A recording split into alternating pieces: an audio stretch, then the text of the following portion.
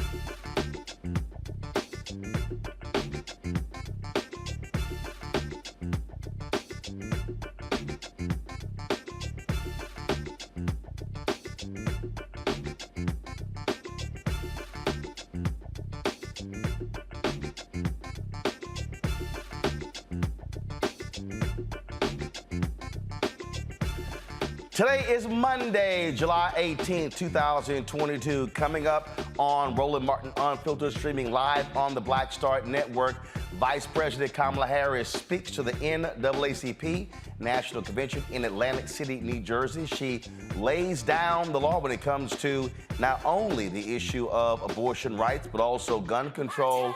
And she says it is time for us to take away the immunity that gun manufacturers have. We'll show you excerpts of her speech. Byron Allen buys the assets of the Black News Channel. We'll tell you exactly how much he bought those assets for. Also on today's show, 2 young Black girls just dismissed by Sesame Street. They respond. Black folks say, "We ain't buying your BS." Also on today's show, those Secret Service text messages, they're supposed to be delivered to January 6th committee tomorrow. What does it say about what is often seen as the most trusted law enforcement agency in the country? Have they been corrupted by Donald Trump? And we'll talk about the report out of Uvalde, Texas. Nearly 400 cops were on the scene in the school. 400? Nearly 400? Total breakdown in Texas. Texas Rep Jasmine Crockett will join us on the show. It is time to bring the funk on Roland Martin Unfiltered on the Black Star Network. Let's go. He's got it. Whatever the miss, he's on it. Whatever it is, he's got the scoop, the fact, the find. And when it breaks, he's right on time and it's rolling. Best believe he's knowing. Putting it down from sports to news to politics. With entertainment just for kicks, he's rolling. It's on go, roll, roll, y'all. It's Roland Martin, yeah. Rolling with Roland now. He's funk, he's fresh, he's real, the best, you know he's Roland Martin now.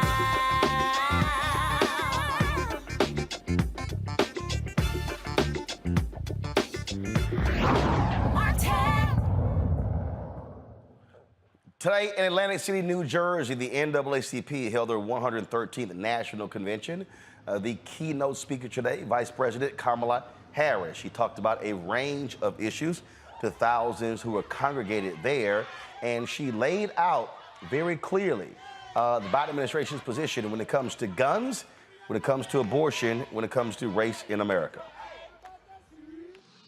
We must also take steps to protect other fundamental freedoms, including the freedom for a woman to make decisions about her own body.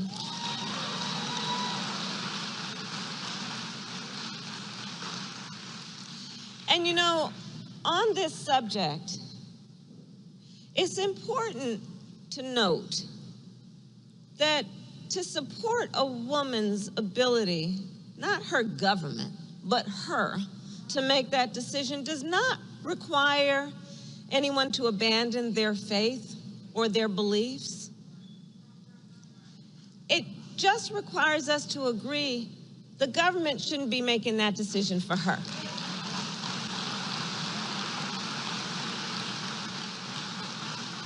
And think about it.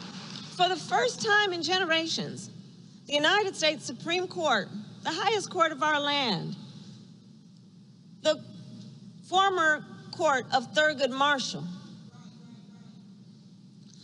took a constitutional right that had been recognized from the people of America, from the women of America.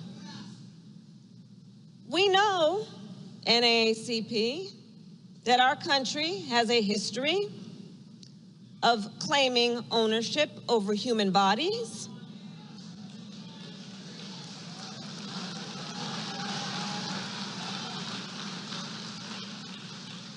And today, extremist so-called leaders are criminalizing doctors and punishing women for making healthcare decisions for themselves, personal decisions. that is her right to make in consultation with her doctor, her pastor, her priest, her rabbi, her loved ones, not her government telling her what to do. And these so-called leaders, so-called, claim that, well, you know, we just think that this is a decision that should be made by the folks in the states. People in the states can vote on this, right? But at this moment, many of those same so-called leaders are the same ones who are passing laws to restrict the ability of people to vote. Laws, they're passing laws, the same people.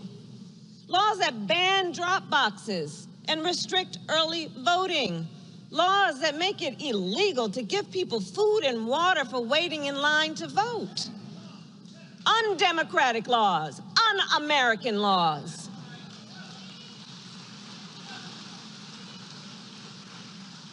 You know, I asked my team to remember Venn diagrams, those 3 circles, right? And then let's just see where they overlap. So I asked my team, I said, you know, do a Venn diagram on 2 circles for me.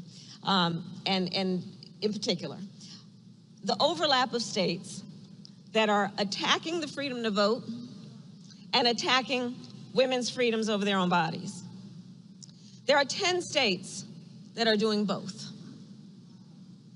Here's the point. Our freedoms are all connected. Consider the freedom to vote. The freedom to vote is the freedom that unlocks all others.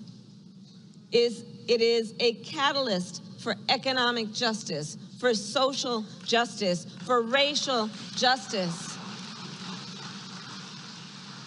And generations of leaders gave their sweat, their tears, their blood in its defense. So leaders of the NAACP, together we have fought hard to move our nation forward. And yet, we must recognize there are those who are fighting to drag us backward. Extremist, so-called leaders who are attempting to undermine our democracy and assault our most fundamental freedoms. The freedom to be safe from gun violence, the freedom to make decisions about our own bodies, and the freedom to vote. All righty, folks, let's get into with our panel. Joining us right now, Dr. Julianne Malveaux. She, of course, is the dean out in California, first of all, President Emeritus. Been at college. She also Dean College of Ethnic Studies, California State University, L.A., Makongo Dabinga, professorial lecturer, School of International Service, American University, Reverend Jeff Carr, founder of the Infinity Fellowship in Nashville. All right, so what you're seeing here, Julianne, you're seeing the VP going out there. She, of course, was at the AK convention, speaking here at the NAACP. I said last week that it makes perfect sense to get her out more, get her out of D.C. Senate's not voting. You don't need her there to break 50-50 ties. And so if I'm this White House, she's hitting every black convention. She's talking criminal justice at the National Bar Association. She's going to NABJ, NAHJ. She's going to the American National Medical Association. She's going to the National Dental Association. They have got to get out of the D.C., New York bubble and go to the states, talking to folks, not only at the conventions, but talking to legislators and others on the ground in these cities and states. Absolutely. I think it's a great move on the part of the White House, but I think that we think about it, maybe it's a little late. She not only needs to go to these national conventions, which I think is very important, and she will be at many of those, as you've mentioned, but I think it's also important for her to hit some of the community centers, to talk to some of, again, here's the issue, Roland. There are people who are disillusioned. They're not going to be at the NAACP convention. They're not going to be at the Urban League convention, and certainly they won't be at NABJ or NAHJ. These are the folks who need to see her touching the people that we want to get out to vote for 2022. We're just a few months away from that midterm election, and from the numbers that I'm seeing, that we're all seeing, it's not a great thing. It's just we don't have the momentum that we need. But, you know, the vice president is doing a great job, as she always does.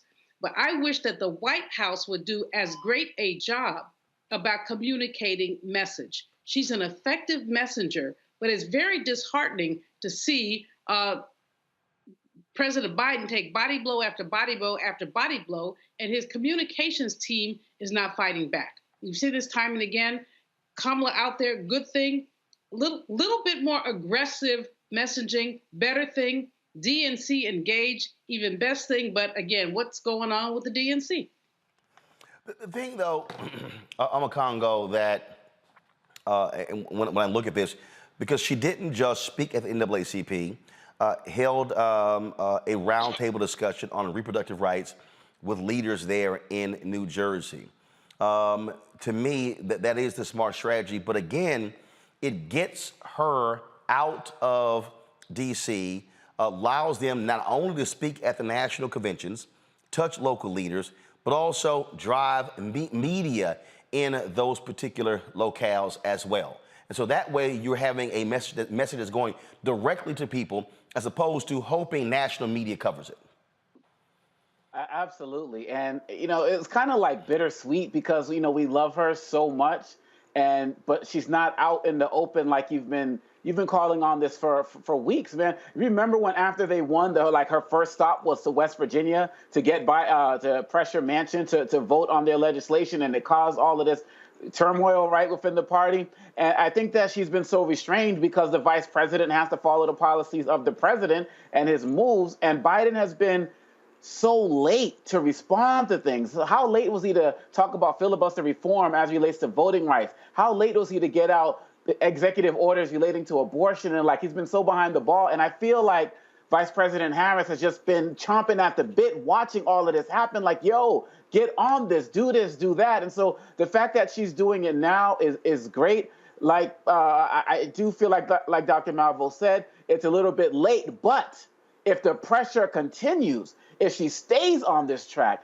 continues to use the biggest platform and the biggest pulpit that the president and vice president have, then it's going to start to have that continued engagement from the press, from the communities. Because right now what I'm seeing, Roland, and you know this better than anybody, I'm seeing all of these news cycles. They're pretty much talking about 2024 in the presidential election like 2022 was a done deal. Yep. And with pressure from Vice President Harris getting out there and speaking like she does and knowing the facts and knowing the courts and knowing all of these things, she can really start to sway people to start to really say, hey, we're not done yet. Hey, we have more work to do. Hey, we still got to put some more pressure on, in a way that President Biden just has not been doing on a consistent basis. So it's great to hear her, but like you said, we need to see a lot more, and not just this summer season. When folks come back in the session, she needs to be all up in it, just like she's doing right now. And look, Jeff, the White House has been very careful when it comes to COVID, taking the necessary precautions, things along those lines, but the reality is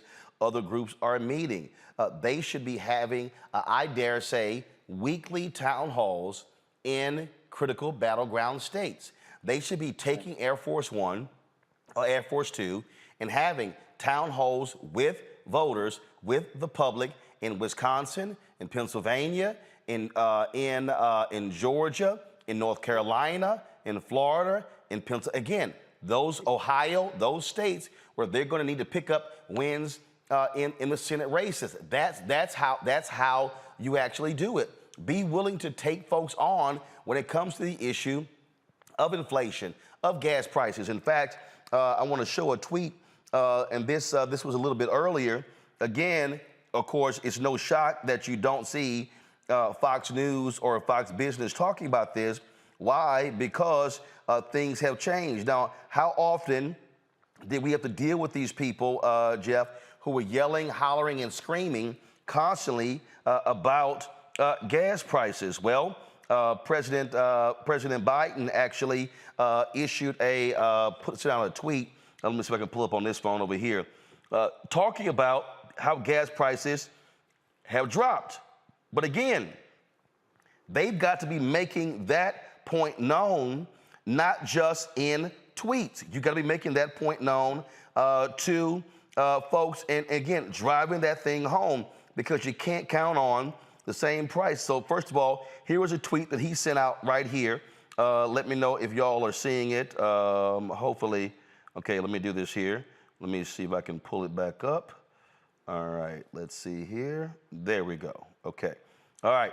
First of all, this tweet went out. All prices have come down 20% from June highs, but high prices at the pump have only come down half as much. As unacceptable. It's time for oil and gas companies to pass along their lower costs to Americans, okay? Now, that's Biden hitting the oil companies. This is the chart that they posted. This is what they need to be actually showing right here, okay? It's showing dollars per barrel. So you see how the gas prices are still remaining high, even though dollars per barrel have actually dropped, okay? You see what's going on there. He also, and again, to me, you got to be having this thing where it's going out to the public, and they're seeing it, and they're also responding. He sent this tweet out here on the Twitter feed.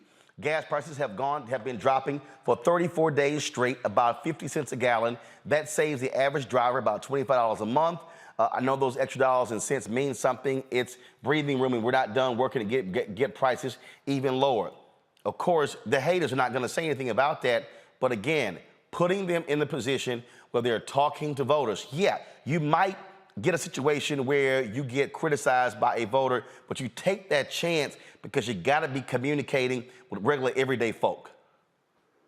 You know, there are a number of issues that are coming up with this, Roland, and Dr. Malveaux has touched on them. So has Brother Dr. Omekongo. When we talk about how do we reach the average voter, that should be the focus of this White House. And when I mean this White House, I mean the 1-2 punch of President Joe Biden and Kamala Harris. It's not, there's been a precedent for sending out the VP to kind of do the dirty work, to be the fisticuff person. We saw it in the Obama administration. We saw that that's where the name and one of the titles for vice president at the time, Joe Biden, came from. People started calling him Uncle Joe because they felt like Uncle Joe was going to be the guy that scrapped. When it was time to go down, Uncle Joe could step up. And part of that was because he had a scrappy personality. He had a lot of energy. He was from Pennsylvania. He wasn't taking any mess. And he also had the cover of white privilege. So he could attack and go off on anybody and it not have a negative effect on the electorate. We're seeing this role now being assigned to Vice President Kamala Harris. She's going out and she's being heavy-fisted, whether that's in front of 12,000 sorors at AKA or whether it's in front of the NAACP or any number of conventions. Something that Dr. Julianne said is something that I want to expand on. How do you get to the average voter?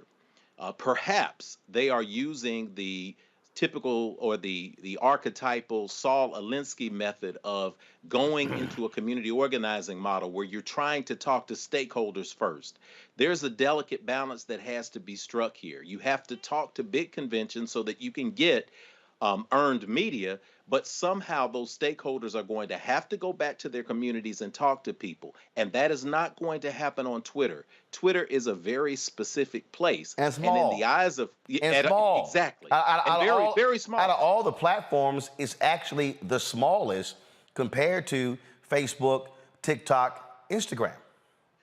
Well, we heard this. We heard this several months back when Dave Chappelle's Closer came out. And he said people are saying they drugged me on Twitter, which is all right with me because Twitter is not a real place. So when you look at it that way, you have to say, yes, we want to hear from Vice President Kamala Harris. We like the news clips and the sound bites, but we really want to hear from Uncle Joe.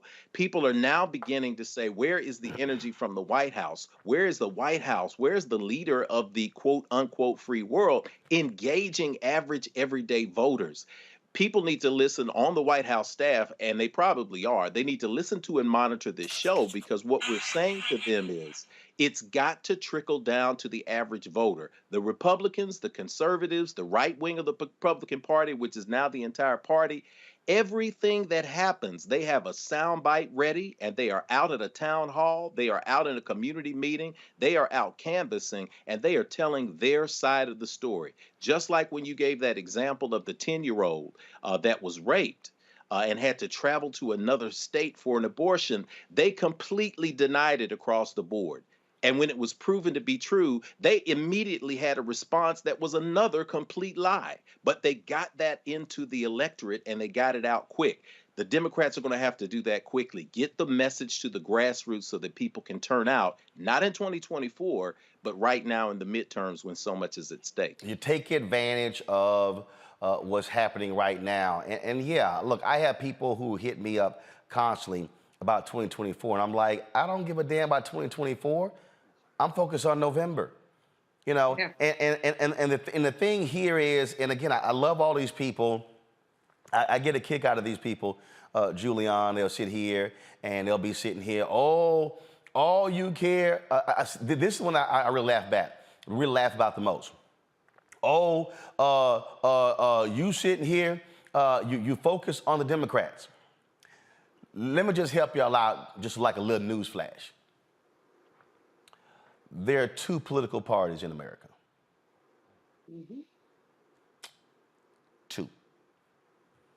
Now, there are other parties, Libertarian Party, Green Party, but please show me where their candidates are. So here's what's going to happen come November. Somebody's going to win. Mm-hmm. Okay? Mm-hmm. Somebody with a D in front of their name is going to win, or somebody with a R in front of their name is going to win. And so here's what I dare challenge all of you people who are FBA or ADOS or non-affiliated or call yourselves independent.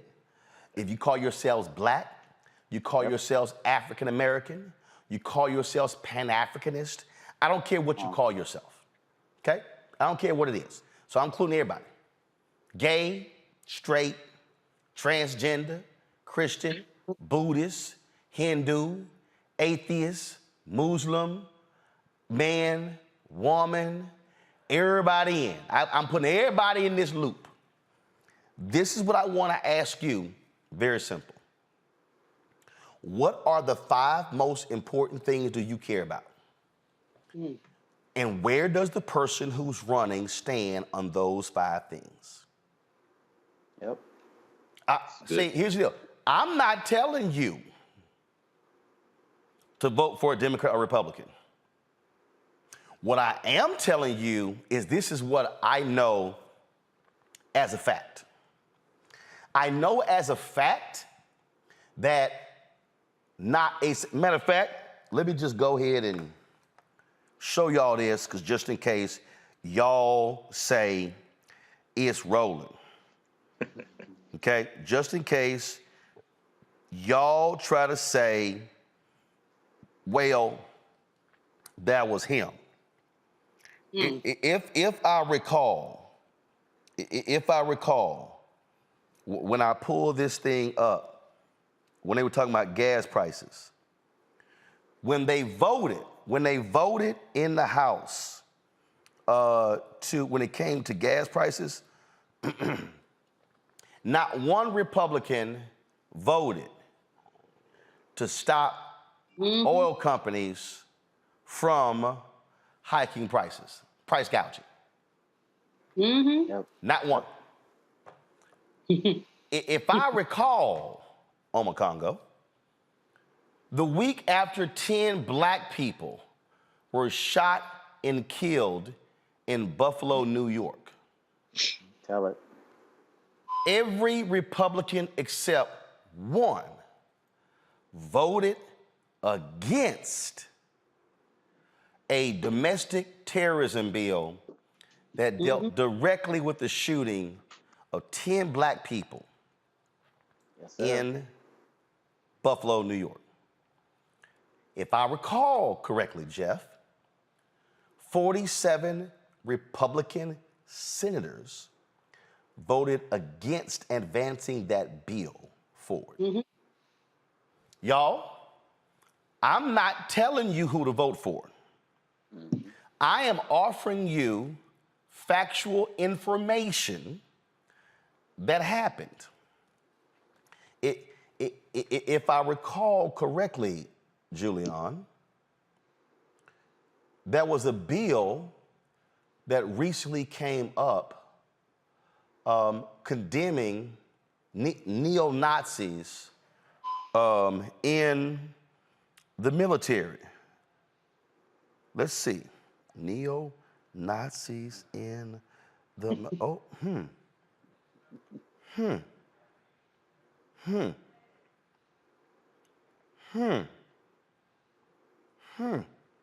Now again, I ain't telling y'all who to vote for. But what I have right here is, no, go to my iPhone. It says right here, Julian, every single House Republican voted against investigating neo-Nazis in the military. The article says all 208 House Republicans thumbed their noses at an amendment to a bill that would order the government to investigate white supremacist and neo-Nazi activity in the military and federal law enforcement. Y'all, this is a screenshot right here of the actual vote. Now, for all of y'all people, you trying to make us vote Democrat. I ain't trying to make you vote nothing. Don't yet. But what I am walking you through is, show the graphic again. If these people win the House, I want all y'all watching right now, and my next guest gonna further explain it. Y'all, if these people who all voted no, all 208, I just want y'all to understand, they will be in control in January. Come on. Let me just, again. I hear y'all. We should get something for our vote. You gonna get something if you don't vote. You gonna get something. You gonna get Jim Jordan in control of committees. You gonna get Matt Gaetz, Marjorie Taylor Greene. See, y'all can play games if you want to. But what I do know is these folks are utterly hostile to anything on anybody's black agenda. But y'all go ahead and play games and try to say, you shilling for Democrats. No, I'm advocating for black people. Yes. And let me be clear, because y'all have heard me say it, can't nobody lie and say I ain't never said it. I have said my entire career, voting is the end of one process and the beginning of the other. We have to put pressure on the very folk who we vote for, so if they win, they then do what we said what they were gonna do. And if they don't do it, we then should support those and run folks against them when it's time for re-election. Julian. You know, Roland, I got the soundtrack running through my mind. There's a song, Motown, I may not be the one you want, but I know I'm the one you need. And I think about that when I think about the Democrats. No, they're not perfect, but do you want Republicans? I mean, seriously? Do you want folks who want to take away your bodily autonomy, who align themselves with white supremacists, align themselves? I mean, that vote tells you everything you need to know. Neo-Nazis, And these, if you talk to them offline, oh no, I don't believe in that, but you voted. You voted. And so people who stay home are co-signing BS. People who have these ridiculous arguments, they want it to be perfect. Well, hell, life ain't perfect. Politics ain't perfect. I always say, I forget the old politician, it might have been Tip O'Neill, who said 2 things you don't want to see: people making sausage and people doing legislation, because they both messy. And that's the case. But at the end of the mess, we have seen, like with the gun laws, we have seen progress. It's not perfect progress, but it is progress. And so, like I said, as I start talking to young people, someone who tell me they can't vote because they didn't get this, they can't vote because they didn't get that. And I always say, what do you want to lose? There is a story, not what you've got, but what you can lose. I remember years ago speaking to a member of Congress about the Congressional Black Caucus, and the sister said to me, people talk about we don't do anything. You don't know what we prevented from having happen. And so this naivete is an indulgence in this context, and we cannot afford it. Young people, you didn't get your student loan debt reduced. You will, perhaps. And if you don't, do you want, as a young woman, to lose your bodily autonomy? Do you want to have other things cut that will be cut? Roland, I'm impatient with these people, and don't even mention those ADOS people to me, because they just crazy. They just totally crazy, and I'm shouting y'all out. Send me some tweets, whatever y'all do when you get mad at folks. Y'all don't have good sense. Period. In the conversation. See, the thing here for me, Congo, is as we unpack what's going on here, they are making clear what their agenda is. Mm-hmm. And the agenda of the Republican Party in the House and the Senate is a virulent, anti-Black agenda. Yes. Yep. That's what it is. So if y'all want to come at me, bring your ass. But I'm telling you right now, as somebody who has paid attention to politics my entire life, the hell that they are ready to unleash, you are not prepared for, then you're really gonna be like, damn, I can't believe this, and understand what they're doing on the state level, and again, my next guest will be able to explain it, is that they are trying to position it where they will control what happens after 22 and put in place an apparatus in 24 to literally steal the election if they lose in 2024. Absolutely. Like you said, it's already in the works. The legislation's already written. They got the case coming up before the Supreme Court, when that's going to be one of the next things that they're going to look at, which is going to take away the role from governors. And one of the things we have to be mindful of is that we're like a few Republican governors away from them being able to have a constitutional convention. Like seriously. And when that type of stuff happens, everything is going to be on the table. You talked earlier about ask people about their top 5 things. In some way, shape, or form, everyone is going to have as part of their list something relating to health, something relating to education, something relating to security, something relating to the economy.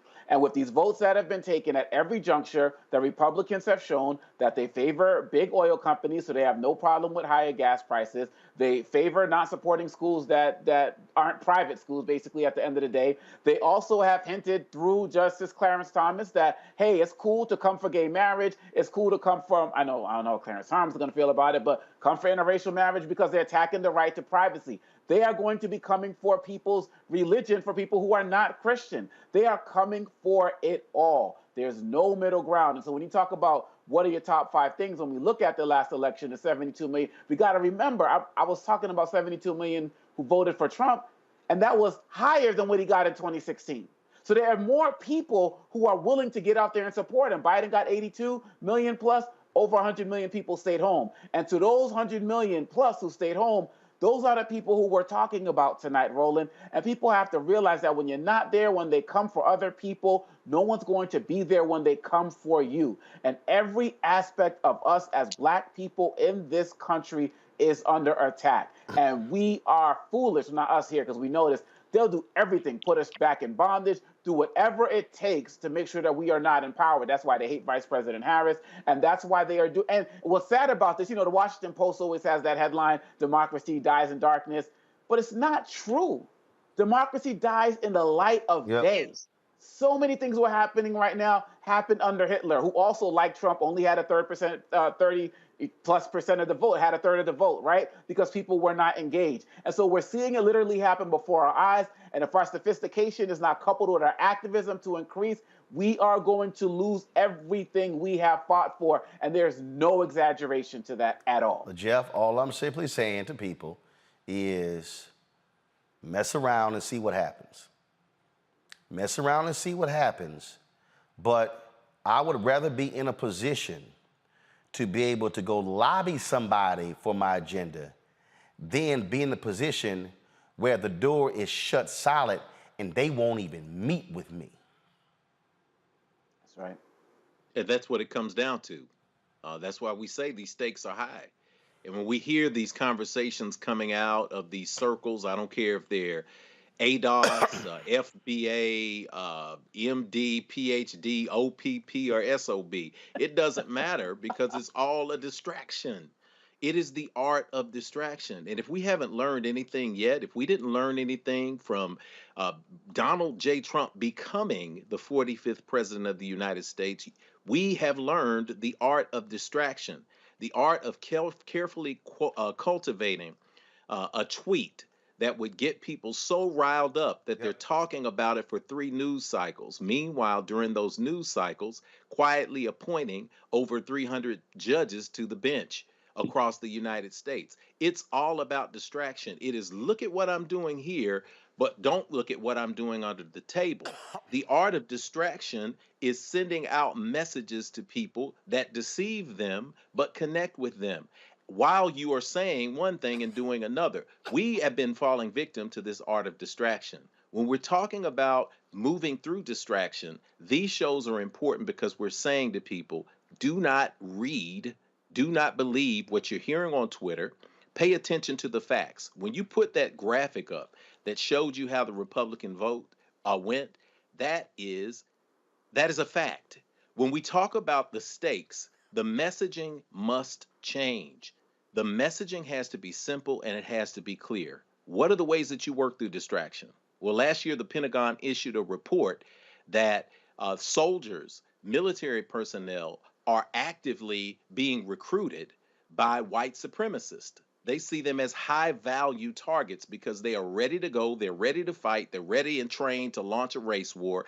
This is something that is actively happening in the U.S. military. The messaging, instead of being really high, really flowery, really full of great vocabulary words and held over lattes and back rooms at White House meetings, needs to be simple to the voters base. Okay. You say you don't want to vote for Democrats? Let's show you how important it is. This bill that we talked about, this amendment on the Defense Act that actually allowed us to have this conversation that the Republicans did not vote on, it only went through because we had a majority that was Democratic.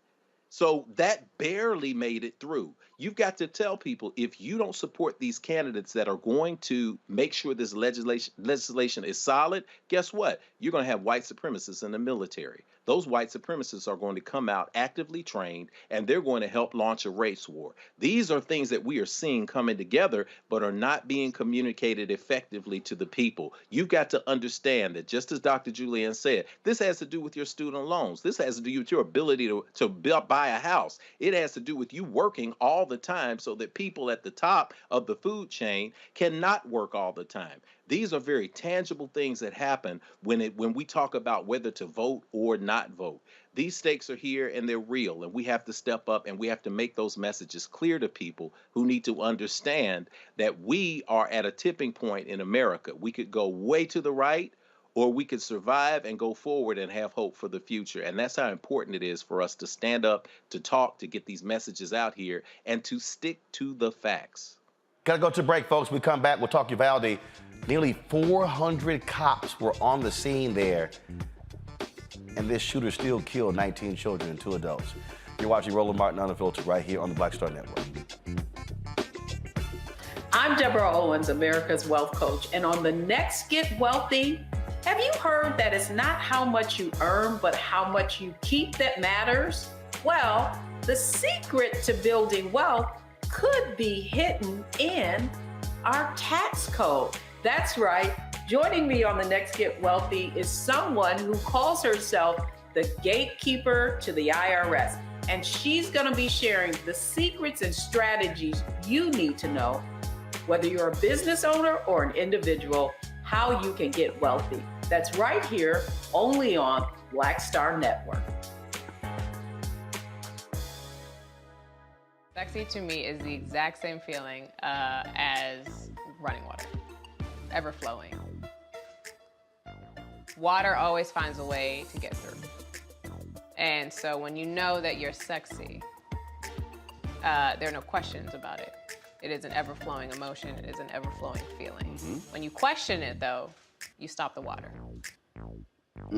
I struggle with this a lot, mainly because I've been told what sexy should look like, what it should feel like. As a model who did Sports Illustrated, you're told that this is what sells sexy, but then you travel the world and what's sexy to one person is not sexy to another person. I'm more of a mindfuck kind of person. How can you stimulate the brain? To me, that's sexy.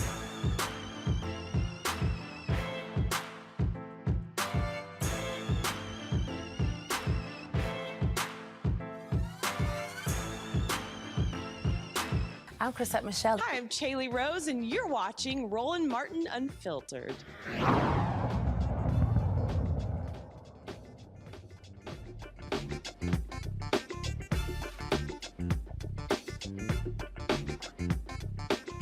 Folks, listen to these words that were in a Texas House report showing how pathetic the response was in Uvalde, Texas. An overall lackadaisical approach. Egregiously poor decision-making. That's a preliminary report from the Texas House to what took place in Uvalde, where 19 children were killed, 2 adults, by a lone white domestic terrorist. Representative Dustin Burrows says this report should be read by everyone. If there's only one thing that I can tell you is there were multiple systemic failures. I would invite everybody to read the entire report. You cannot cherry pick one sentence and use it to say everything without reading it all together and with context. But if we need a simple phrase to describe what the report says, again, I would tell you multiple systemic failures. I want to first thank the mayor of Uvalde for hosting a meeting today with several of the families and asking for us to come by and attend. And I thought that was the respectful thing to do. I thought it was respectful to at least let them hear from me before we open this up to a broader public discussion. I look forward to the questions here at the press conference. One of the things that I said in there to the families is we want to show them as much respect as possible. The entire time this committee has been together, we have wanted to show them the most respect possible, and we've tried to do that. And I asked them if there was something we've ever done not respectful to let us know what it is. But I told them the most we can do to be respectful at this point is not to just blame one person or one thing. And I hope that the report, when people read all of it together, they understand that we look and take a broad approach to what happened that day. My biggest fear, and I also shared this with them at the meeting, is that we will look for simple solutions to these complex answers. And we will all look and say, well, you know, that's the way it was in Uvalde, it's different here. Well, let me tell you, the people of Uvalde before this, they felt it couldn't happen here. They felt that. That's the false sense of security I worry about. I think some of the same systems that we found here that failed that day are across the entire state and country. And I do not want to say because of one thing or one person here, it could not happen elsewhere. I think that's a disservice and not the respectful thing to do. Joining us now is Texas State House Representative Jasmine Crockett. Glad to have you back on Roland Martin Unfiltered. You know, it's interesting listening to him talk about what took place. Folks thought it couldn't happen there. I remember that initial news conference, Governor Greg Abbott, the mayor, they were all ticked off at Beto O'Rourke for challenging them. Looked like Beto was the one who was right. These folks have been lying to us. They praise law enforcement for their rapid response. We now know that 376 officers were on the scene. And then he says that if we've done anything where we haven't respected the families, let us know. Well, the families are pissed off. They didn't even issue this report in Spanish, only English. And the families are like, it's a whole bunch of us who don't speak English. We can't even read the report. Yeah, it's, let me give you an interesting fact really quickly. Chairman Burroughs graduated from the same undergraduate school in which Supreme Court Justice Amy graduated from, and it's actually the same school that I graduated from. And it is amazing the minds that have come out of that school. But, the fact that it is not issued in Spanish just tells you how much the Republican Party, specifically in the state of Texas, thinks of Latinos, right? Everyone that was affected in this shooting was Hispanic. And that doesn't mean that they necessarily speak Spanish, but I definitely have heard the rumblings before in the Texas House about, well, if you're going to be here, you need to speak our language, right? But now, for whatever reason, there's a fight at the border about which way Latinos should go. And as you were speaking with your previous guests, this really shouldn't be about whether you're voting for a D or a R. It should be about voting for yourself. And voting for yourself should mean 9 out of 10 of y'all are voting against whoever the Republican is. Because when we look at their actions, not what they say, but what they do, it oftentimes aligns with something that is counterproductive to, say, sustaining your life or your livelihood or being able to keep a roof over your head. And so when we talk specifically about this and not pointing to a simple solution, what the chairman doesn't want to do is admit that he was yet one of those that was leading the charge for the awful gun legislation that we passed. There were so many good pieces of gun legislation that were proposed in the wake of what happened in El Paso, because this was our first session since that El Paso shooting. But instead of coming up with some of these red flag laws that we proposed, instead of doing something like a waiting period, instead of, say, raising the age for someone to buy a firearm, because I do want to be clear that this gunman lawfully purchased this firearm. Now, there are those that say, you know what? Bad people are going to do what bad people want to do. That may be true. I'm not going to argue to the contrary on that. But what I can say that as a lawmaker, I am supposed to make it as difficult for the bad guy as possible, as difficult for those that are struggling, say, with a mental break, which I think that the Republicans oftentimes are arguing a mental break just to go ahead and deflect from the fact that they are not doing their jobs. We need to get tighter on guns in this country, period. And the idea that if we put more guns out there, then we will be safer, I think that this report stands to prove that wrong, because as trained law enforcement officers, almost 400 of them, we had in action. So what do you think is going to happen with a civilian? Again, if we really examine this, I mean, we saw the constant efforts by folks not to release the video. They did not want to share information. They did all they could. I mean, so you had law enforcement and state officials working against the public. And remember, the initial report, the Uvalde Police Department and the school district failed. That's 15 cops. It was 90 state law enforcement officers on the scene. Greg Abbott has to answer to this too. Oh, absolutely. But they're not going to. You say he has to, right? The idea is to just ignore this. The fact that I want to say this report was released on Sunday? Like, I mean, come on now. Now, Roland, you know about the news cycle, right? So, everything about this is let me sweep it under the rug, but let me pretend as if I have done something, right? It's like I want to say I'm doing something, but once again, when we look at those actions, It's the inactions that we should be looking at under these circumstances, because if the governor really cared to do something, then he would have called us back into session. We know that he didn't have a problem with calling us back for voter suppression, but when we're talking about the death of these folk in Uvalde, he doesn't want to call us in. Now, y'all have issued this long report, but what we going to do with the report? The report ain't nothing but paperwork. That's all it is. We can't get any new laws unless we're in session. How do we get into session unless we're in a regular session? Well, the governor has to call it. When he calls it, he has to set out what that agenda is going to be. And the first thing that we would need to do is we would need to roll back the law that they just passed, which they don't want to do. We would need to raise the age on purchasing a firearm, which they don't want to do. We would need to do something as it relates to assault weapons. They don't want to do anything on that. So guess what? What they are counting on is people forgetting come November 8th. What they are counting on, people forgetting when they get into session and not showing up in Austin. They are counting on the fact that we always forget.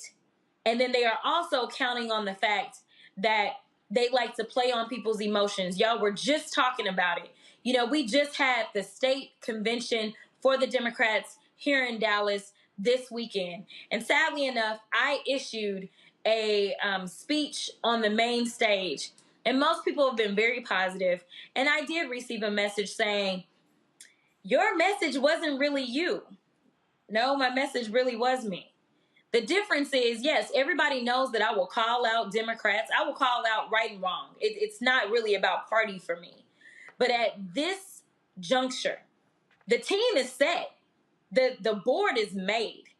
And there is only one choice. So, yes, I have a very unifying message in this general. And that is the only message that you will find out of me, is one that says, hey, this is life or death, specifically in Texas. Right now, we just got a warning about our water and not consuming so much water because we're having water issues. We're consistently getting messages from ERCOT about our energy. We know we lost hundreds of people in that winter storm. We are in a crisis in this state and in this country. And so guess what? I may not think that one side is perfect, but I know one side may literally kill me. So guess what? I'm going to fight for the other side. Now, when we get to those primaries, I'm obviously going to try to make sure that we have the best of the best. And that means it's going to be those people that are going to speak up and speak out, especially when it comes to Black folk, and make sure that we are not forgotten. But I know that one side is targeting us consistently. You talk about the things that they've done on the federal level, but that is when I realized that something was amiss in the Texas House. When we could not get an amendment on that terrible gun bill that they passed that specifically said that white supremacists could not have firearms. Now, we had already said that gang members couldn't have firearms. But when we tried to add white supremacists and white extremists, that fell down party lines. What is that telling you about that party? And what was even more hurtful is we had at least one Black Republican who voted for that. Mm-hmm. Yeah. I want to play something for you. This is California Governor Gavin Newsom speaking in a way that I think, frankly, all Democrats should be operating when you talk about what they are facing. Check it out. Specifically to support him so that if he does run again, he wins. So I have a couple observations. I was with another elected official with you at the Summit of Americas in Los Angeles a few weeks ago, as lower poll rating than Biden, Justin Trudeau. You look at Macron, right? I mean, leading stuff in this environment. After 2 years of the coronavirus, supply chain issues, international inflation, not just unique to the United States of America. It's tough. It's a difficult time. People are angry, frustrated. So being in positions of power and influence, by definition, are challenging. And in some ways, you're 40 or 50% approval. That's remarkable under the circumstance. All of that is situational. And at the same time, and this is an answer to your question, you have to also recognize what you're up against. And right now, we're up against the ruthlessness of a Republican Party. And I say that not naively. I don't say that even blithely. That's not a cheap shot. You see what's happening to all the progress we've made in the 21st century. All of the rights that we in many ways have taken for granted that have been afforded since the 60s are being rolled back in real time. This is a totally different moment. And we have to wake up with a different mindset And not just old mindset in terms of just a collaborative mindset, a cup of tea, and everyone's going to work together to get along, figure ways to advance a collective cause.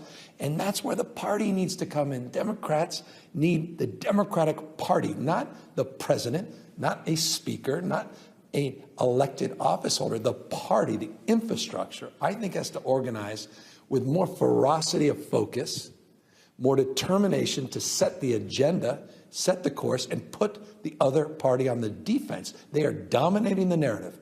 The facts aren't on their side, but they're dominating the narrative. And in this world right now, you dominate the narrative, you win. And that's what I'm worried about, and that's what I'm expressing. So what is the narrative that Democrats should be saying, and how should they be going about that? Well, and forgive me, I mean, I think it's nice to know as a taxpayer that the state of California did the opposite of what Alabama. I think they opened a big prison with their stimulus money, and we're opening college savings accounts for 3.5 million people.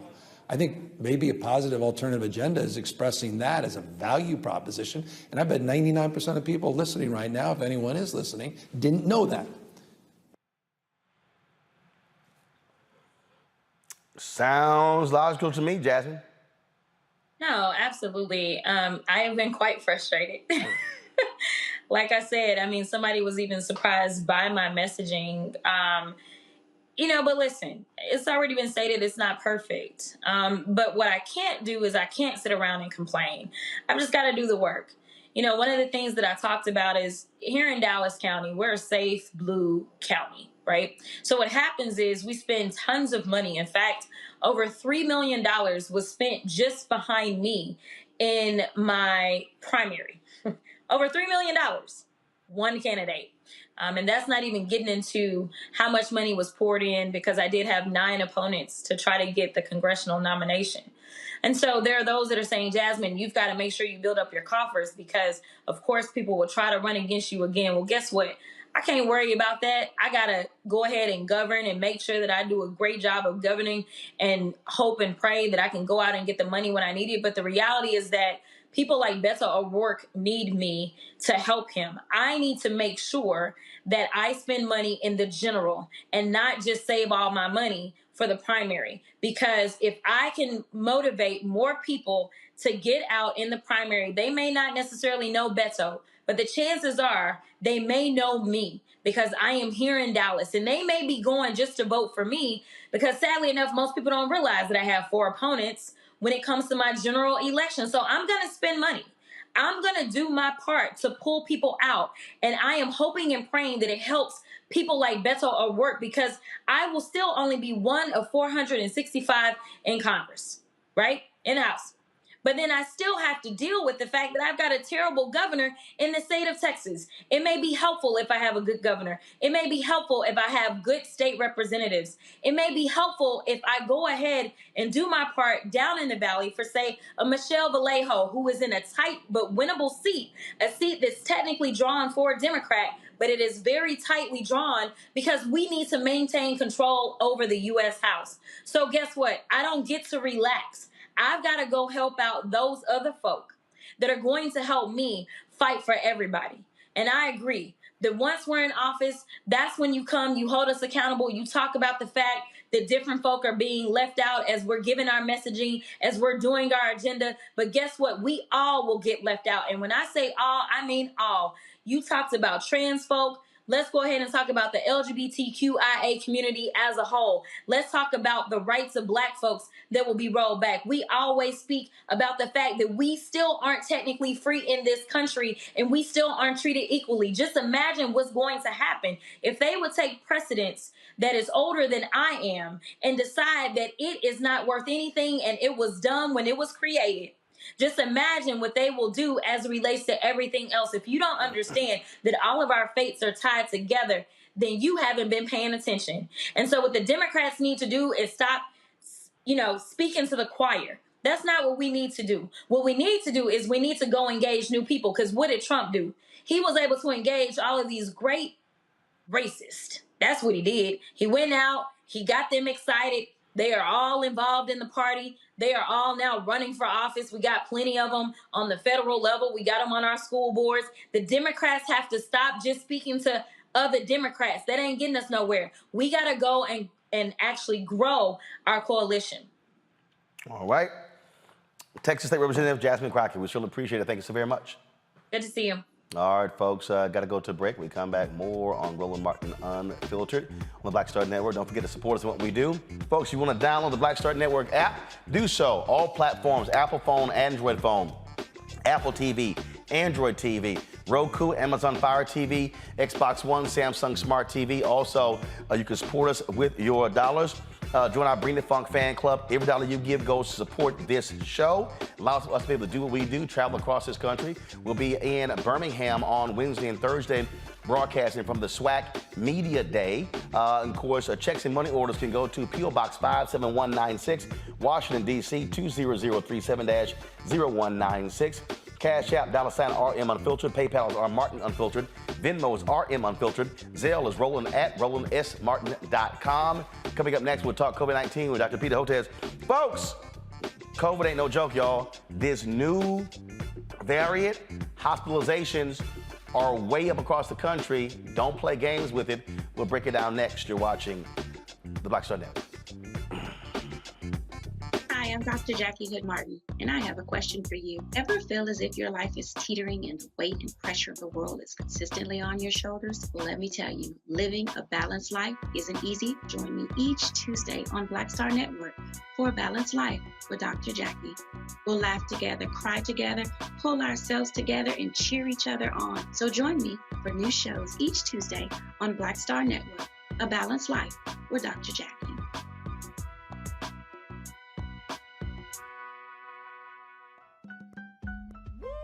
We're all impacted by the culture, whether we know it or not. From politics to music and entertainment, it's a huge part of our lives, and we're going to talk about it every day right here on The Culture with me, Faraji Muhammad, only on the Black Star Network. What's up, y'all? I'm Will Packard. Everybody, it's your man Fred Hammond. Hi, my name is Brescia Webb, and you're watching Roland Martin Unfiltered. Ow. Well, I like a nice filter usually, but we can be unfiltered.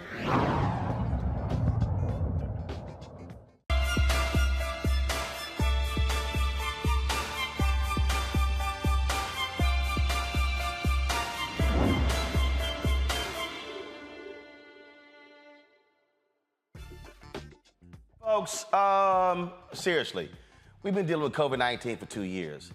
Now we got to deal with this damn thing called monkeypox. Are you serious? Look, I know folks have been walking around, no mask, things opening up, but the reality is we are seeing with this new COVID strain how it is, of course, hospitalizations are going up all across the country. We're not seeing, though, the same intensity when it comes to testing, when it comes to protection. Dr. Peter Hotez, he's, of course, Texas Children's Hospital virologist. Of course, you heard him. He's been on the show before. Doc, glad to have you back on the show. My goodness, it's a whole lot that's happening.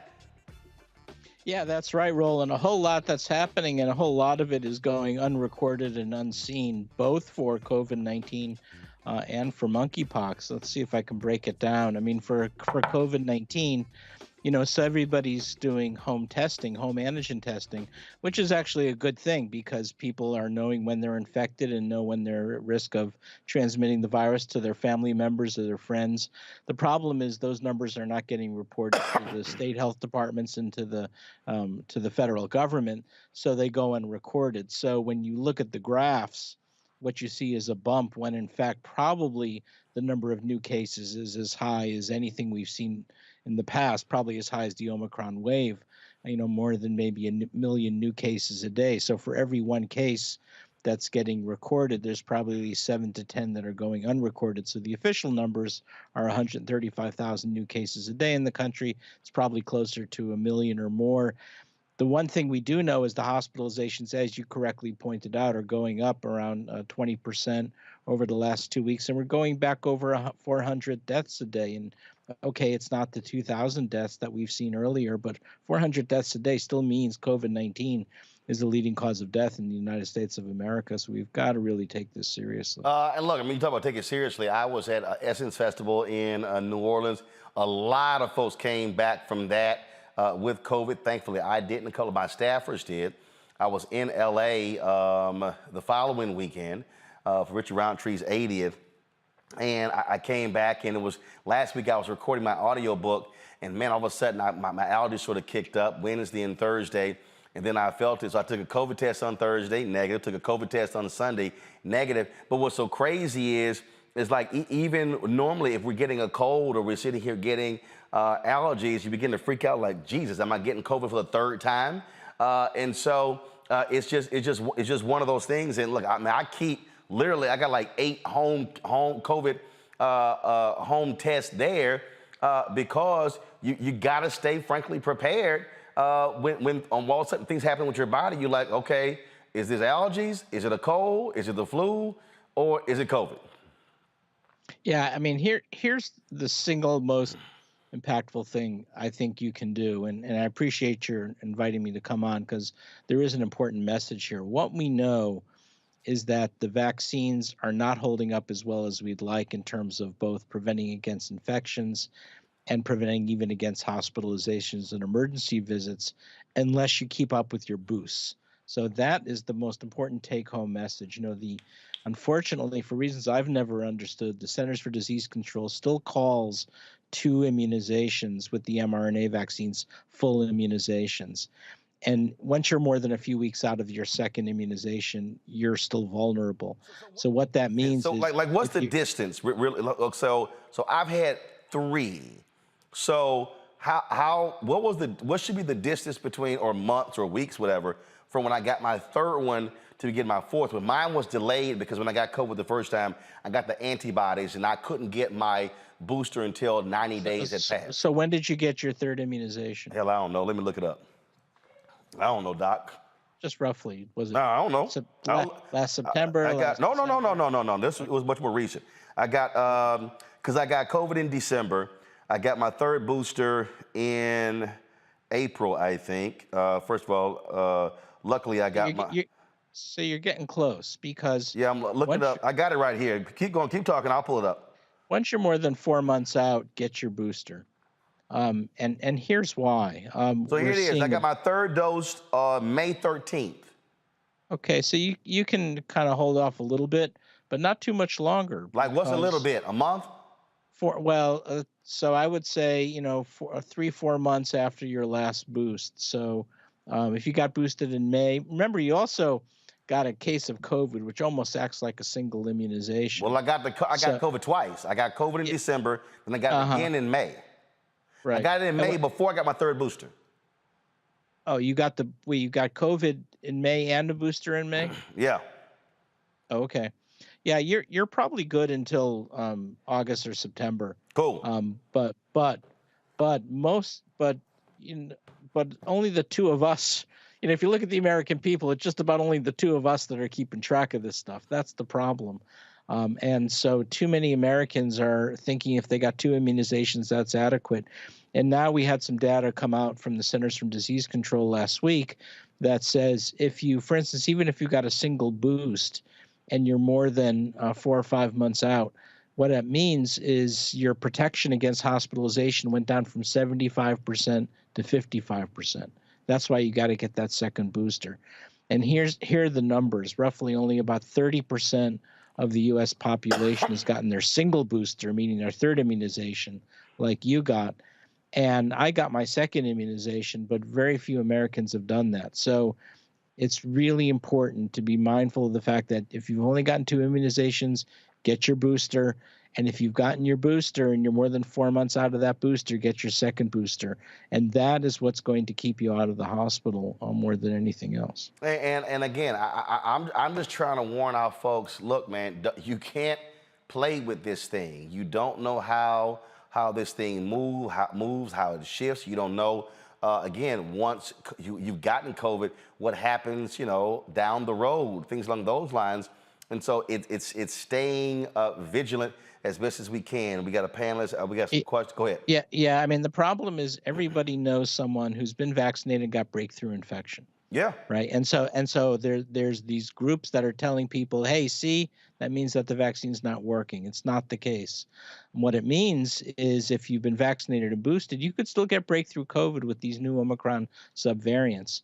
But you know what? It means that you're going to be doing Zoom calls from home or calling friends from home rather than being in the hospital. And that's the game changer, is that if you keep up with your boosters, you're far more likely to be less likely to be hospitalized or go to the ICU, or worse, or go to the emergency room. Let's go to Makongo. Your question, Dr. Hotez, first. Yes, thank you, Dr. Hotez, for your continued expertise and leadership in this area. I've been following you for a very long time, and it's greatly appreciated.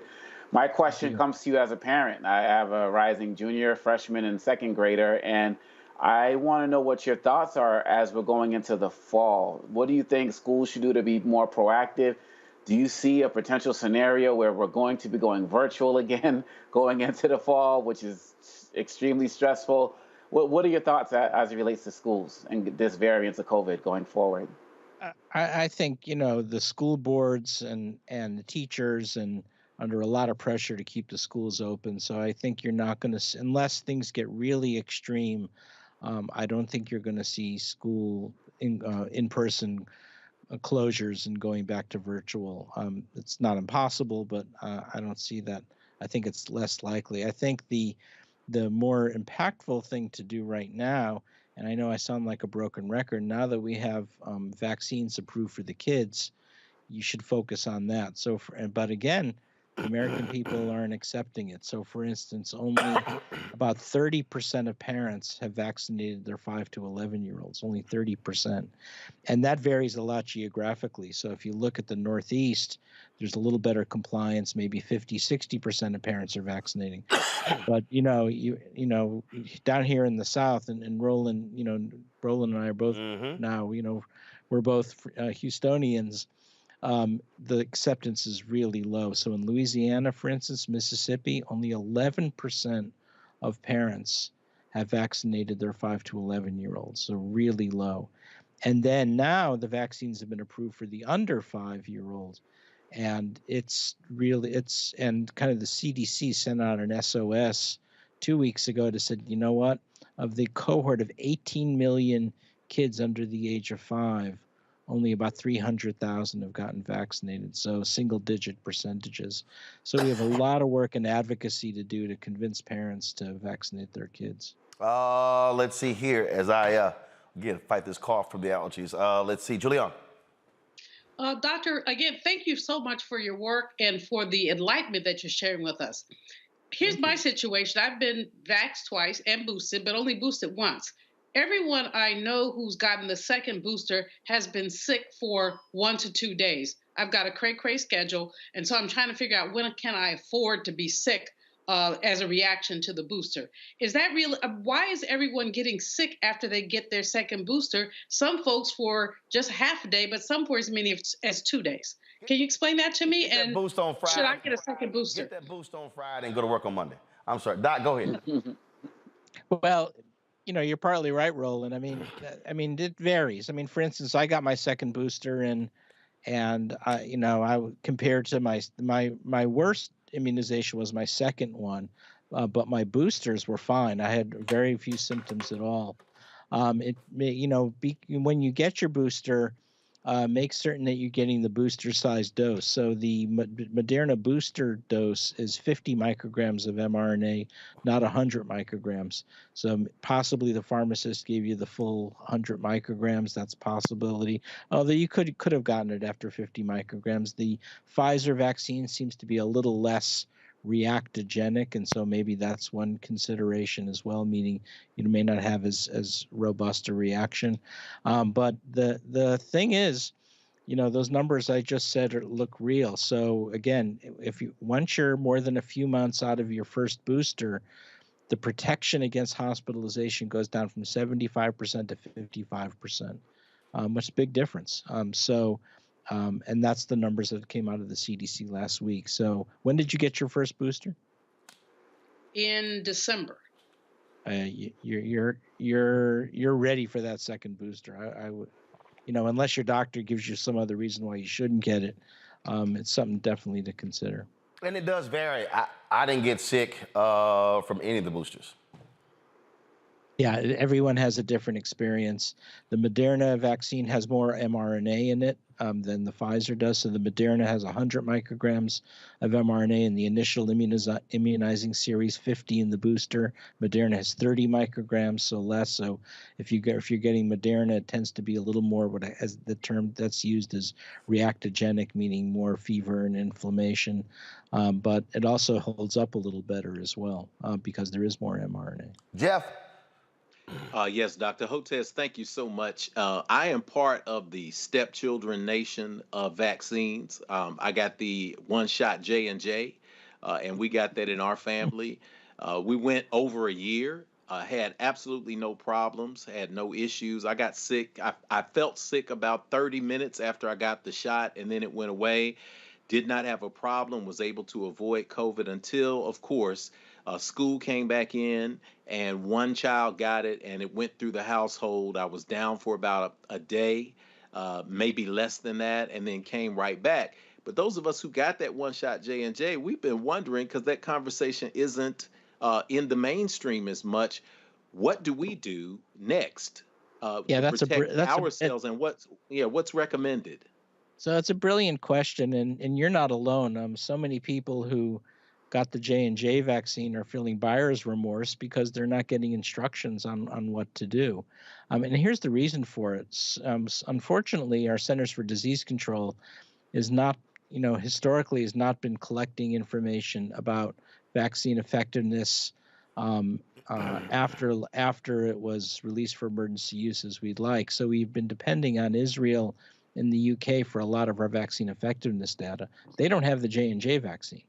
They don't have Moderna either, but they have Pfizer, which is another mRNA. So people kind of extrapolate from Pfizer to Moderna, but they don't have the J&J. So we're not getting as timely information about it. The truth is, the J&J vaccine is a very good vaccine, and in some ways, it may give you more durable protection than the mRNA vaccines. But now it's very hard to get. So you're in good shape in the sense that you got one dose of J&J. You had breakthrough COVID. I would still get a booster with either Moderna or Pfizer, and likely that's going to give you a much better virus neutralizing antibody and help you weather this BA.5 subvariant so long. Remember, this BA.5 subvariant is the most transmissible thing we've seen to date. And this is what's been happening. Each new variant or subvariant is more transmissible than the one before. So BA.5 is more transmissible than the original Omicron, the BA.1. That was more transmissible than Delta. That was more transmissible than Alpha, and so on and so forth. So this is is so transmissible that even if you're in a restaurant, indoor settings, if people now, especially when most people are not wearing masks anymore, at least in this part of the country, we're having a lot of trouble convincing people that BA.5 is a serious actor. Yep. And if you're not vaccinated, we're still seeing a pretty big rate of hospitalization, even loss of life. All right, Doc. So, okay, real quick, this monkeypox thing, Alex, the controller, want to know, do masks protect from monkeypox? Okay, we're seeing that, oh my goodness, cases increasing. What the hell is monkeypox? Who's getting it? And how do we protect ourselves from getting it? So monkeypox, first of all, it's a crummy name because it was first discovered in non-human primates in captivities, but monkeys are probably not big actors in this. It circulates in the rodent populations in Central and West Africa, gets transmitted to people, and has been causing more infections in Africa. In part because previously people were getting vaccinated against smallpox, but they haven't been getting it since the 70s. So it's created vulnerability. Now we've had our largest monkeypox outbreak ever in Europe and North America, particularly in social networks linked to the gay and bisexual male community. Not that it's sexually transmitted, it's happening through close skin-to-skin or oral-to-skin contact, and now we're about getting around 15,000 cases globally, and we're upwards of 2,000 cases in the United States, with the largest number of cases around 500 in New York. So it's through close, intimate contact, skin to skin, skin to oral, And the numbers are really going up. And there's good news and bad news here. The good news is we've got an excellent vaccine for it. It's made by a company in Europe called Bavarian Nordic. It's a pretty safe vaccine. The problem is we don't have enough doses yet. So the Biden administration is hoping for around 700,000 doses towards the end of this month into August, and then around 1.6 million doses by the end of the year. We're probably going to need 2 or 3 times more than that. So we're getting into the situation where we just don't have enough vaccine. So if you're a high-risk group, and that is, having close, intimate relations with partners who have monkeypox, it's a good idea to get vaccinated either after you've had that contact, what's called post-exposure prophylaxis, or as a form of pre-exposure prophylaxis. And the key now to fight this off is to really ramp up both the testing and the number of vaccine doses, because I'm worried that it's going to continue spreading in the population, and there's 2 things we don't want to happen. One, we don't want the transmission of this become so pervasive that kids start getting it, because kids don't handle monkeypox nearly as well as adults. That's point 1. Point 2, we don't want to get it into local animal populations, because then it becomes a permanent fixture in the United States, just like it is in Nigeria and Democratic Republic of Congo. So we've got to treat it as a crisis, because if we don't allow those numbers of cases to get up 10,000 cases, 100,000 cases, then we really have a problem on our hands. And so the key is education and awareness about your partners and limiting exposure. 2nd, getting the vaccine. And 3, diagnostic testing. And the diagnostic testing is not as straightforward as it is with COVID-19. 1, we don't have home testing yet. It requires swabbing a lesion. And since that's often an intimate part of the body, that's not the kind of thing you usually walk into CVS or local pharmacy to get testing. So you usually have to go to community health clinics that specialize in this. And so the access is not as great. So we still have a lot of work to do to get to where we want to be. All right, Doc, well, please keep up the good work and say hello to all my folks there in Houston and folks who do great work at the Texas Children's Hospital. And also, y'all shared what was it, your vaccine information with people across the globe. How did that turn out? Yeah, so far, our vaccine, now in India, it's called Corbevax. 65 million doses have gone into adolescents. So it's the major vaccine used in India for adolescents. And we developed it here at our Texas Children's Hospital Center for Vaccine Development and Baylor College of Medicine, which I know, Roland, you know pretty well. And what I want you to do is, once we get out of this BA5 wave, when you come down to Houston again, I want to give you a tour of the labs and have you meet our scientists. They'd be Sounds great. Love to do so. And that also shows you the difference between folks who are trying to save lives, because I saw something the other day where Moderna gave a golden parachute of $926 million to their CEO after getting almost $3 billion from the federal government. And so it's which is just beyond idiotic. Roland, we got $400,000 from the federal government. And we made a vaccine for the world. So $400,000 made a vaccine for the world. Just imagine what y'all could have done with $2.5 billion. I know, and I think we would have, could have potentially had the whole world vaccinated by now. But there you go. Who knows? All right, Doc, keep up the good work. We appreciate it. Thanks a lot. Okay, you're the best. God bless. All right, take care, folks. When we come back, what the hell is happening with Sesame Street?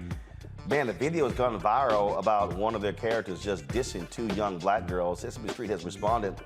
Black people like, that's that bullshit. We'll discuss next on Roland Martin Unfiltered right here on the Black Star Network. Yo, Facebook, YouTube, hit the damn like button, y'all. It ain't that hard. When we come back from this break, we should have 1,000 likes on YouTube. We should have the same thing on Facebook. It does not take that much, so you hit the doggone button. If you're sitting there watching right now and commenting, then you can hit the damn like button. I'll be right back. Sexy to me is the exact same feeling as running water, ever flowing. Water always finds a way to get through.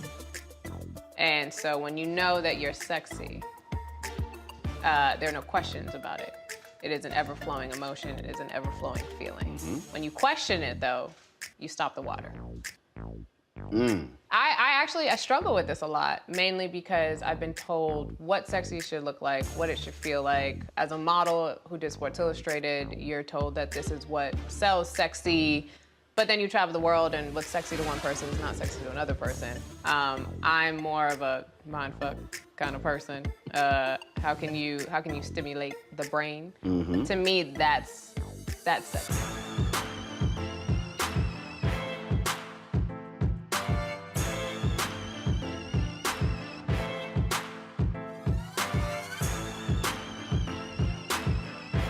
What's going on? This is Tobias Trevelyan. Hey, I'm Amber Stevens-West. Yo, what up, y'all? This is Jay Ellis, and you're watching Roland Martin Unfiltered.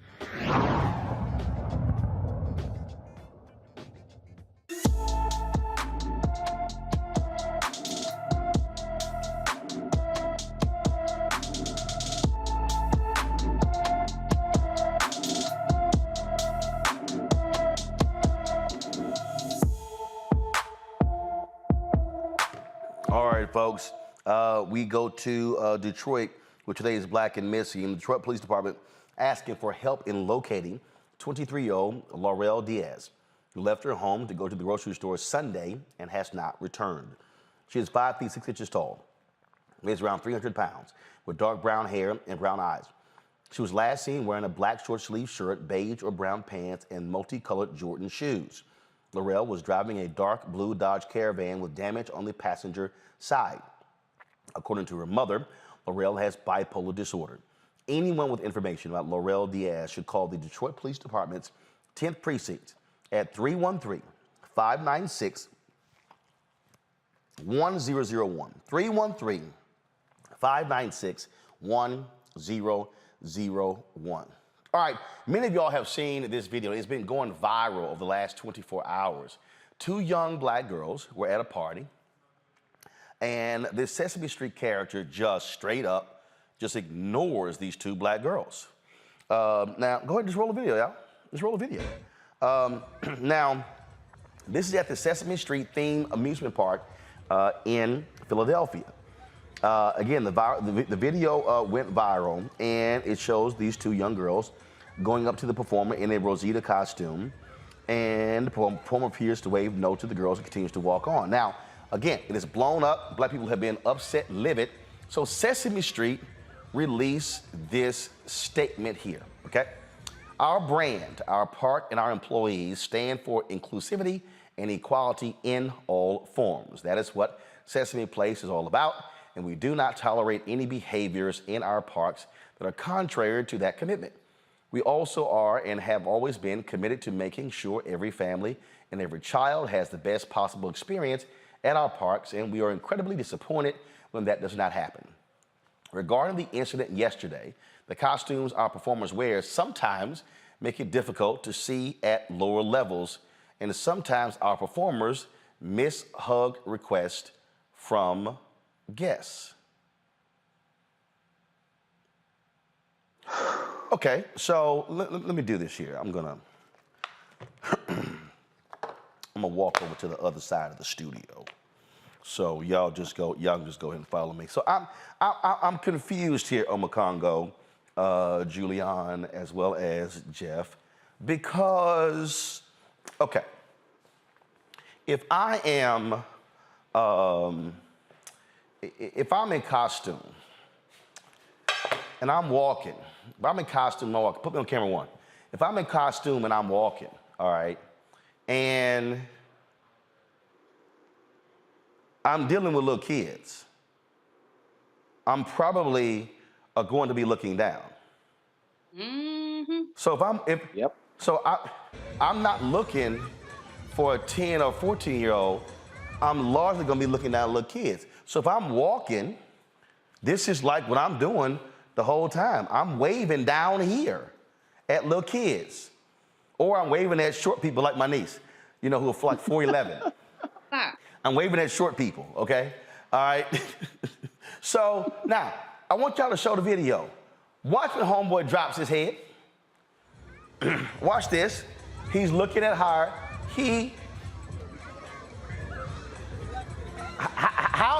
I don't understand how. Yes, you got this big child in front of you. How do you not see? How do you not just this? Seriously? I'm sorry. Julian, I'm not buying that. Nobody should buy it. This is BS warmed over. Heartbreak for the poor little girls. You saw the disappointment on their faces. But this, whoever that is, should not be working at Sesame Street. Sesame Street does have a long history of inclusion, of diversity, of all of that, but they have hired some fools, and that was one of them. But again, anti-Blackness is so seeped into our nation's culture that it shows up in all kind of crazy places, like with a cartoon character. So here's the problem, Roland. Sesame Street should not have issued that statement before they did some form of investigation. That is nonsense. Say, well, they're so tall they can't look down. The fact is that grown people, 6 foot tall people, are not going to the theme park to see Sesame Street characters. They're little children. They're 4 feet tall. Don't be messing with your Lanice, by the way. The child can't help it that she ain't grown. But in any case. You got the little part right. You got the little part right. But in any case, it's just ridiculous and it's racist, and these girls have been scarred, and they shouldn't have been scarred. And that fool, whoever it is behind there, male, female, dog, or cat, needs to be fired. Simply needs to be fired, and Sesame needs to come up with a better statement than that ducking and dodging statement they put out there. Omakongo. Yeah, you know, I know there's a lot of people out there saying, "Oh, there's bigger fish to fry and all this is not that serious." But it's the 2 words Dr. Malvo said, the anti-Blackness. And it resonates, as she said, at every level of our being in this society. And what I've started to see on Twitter is other families posting videos of being snubbed by Rosita.